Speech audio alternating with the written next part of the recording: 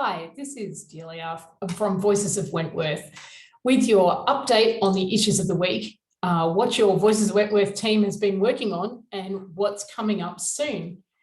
At Voices of Wentworth, we aim to improve democracy by listening to local people, providing information on the issues they care about, and advocating for change when they're not getting what they want in terms of federal policy. The big issues this week were dominated by climate and integrity. COP26 wound up, the federal government presented its electric vehicle policy, and a report was released showing that Australia's climate policies ranked dead last. And there were accusations of lying flying thick and fast.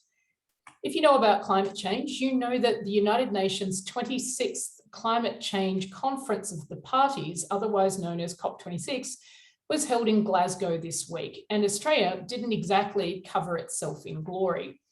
Not only was the Australian pavilion sponsored by a fossil fuel company, Santos, Australia's climate policies copped a lot of criticism. Ban Ki-moon, former UN Secretary-General and Deputy Chair of the Elders, said Australia is falling behind its own states and territories, trading partners and other comparable nations.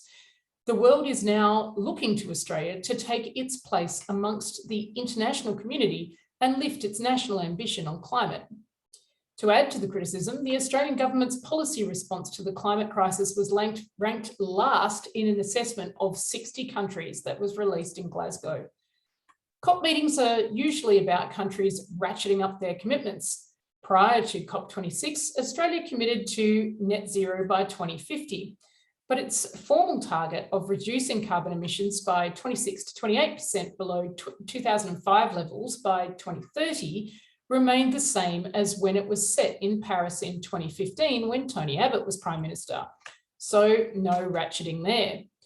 Also, unlike the US, UK and 100 other countries, Australia declined to commit to an international agreement to limit methane emissions. But it's not all doom and gloom. The government did launch its electric vehicle plan called the Future Fuels Strategy, where it promised to spend $250 million on charging infrastructure, with an expectation of equal investment from private enterprise that will include 1,000 new public charging stations and AC charging stations for 400 businesses, along with smart chargers for 50,000 households. Who these will go to and under what criteria are unknown at this stage. The EV plan has not been warmly received, with critics noting that the keys to success of equivalent plans overseas have been financial incentives for drivers and vehicle emissions limits, neither of which appear in the Australian plan. So it's something, but it's unlikely to make a big dent in Australia's emissions. Also making news this week was integrity, with questions being asked about politicians lying to the public and how much the voting public cares whether politicians get caught out on their falsehoods. The first accusation came from French President Emmanuel Macron, who claimed that Australia's PM lied about the way that Australia's submarine deal with the French was cancelled in September.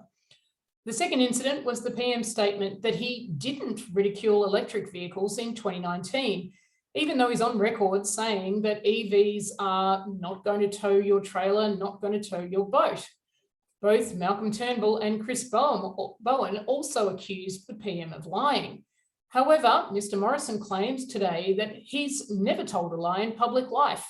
So what are people to make of this? We'd like to hear from you. Let us know in the comments whether you are concerned about politicians lying in public.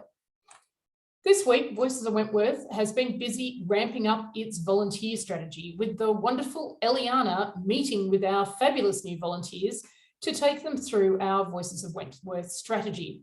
If you've come along as a volunteer to an event this week, thank you so much. We have a packed program planned for the next few months, so your help is very much appreciated. If you've been wondering how you can help out, please contact us via the website. Coming up soon, we have Voices of Wentworth's last town hall for 2021, which will be held at the Easts Rugby Club on Thursday, the 25th of November at 7 p.m. We are excited to say it's a live event. It's called Respect. Find out what it means to me, and its focus will be on women. The last couple of years have been quite a journey in terms of the Respect at Work report, the March for Justice, the Women's Safety Summit, and the National Plan. We thought it was timely to speak with some experts and ask them whether the current policy settings are the right ones or whether the federal government could be doing better. We'll also take a moment to celebrate the amazing women who are stepping forward as leaders, particularly as organisers, advocates, campaigners, journalists, and political candidates for the next election, and the men who are their allies in that success. Tickets to the event will be $10 to cover the cost of the venue hire. Please go to the website to register.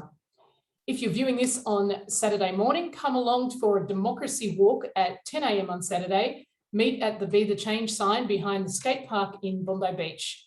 Have a great weekend. That's a wrap.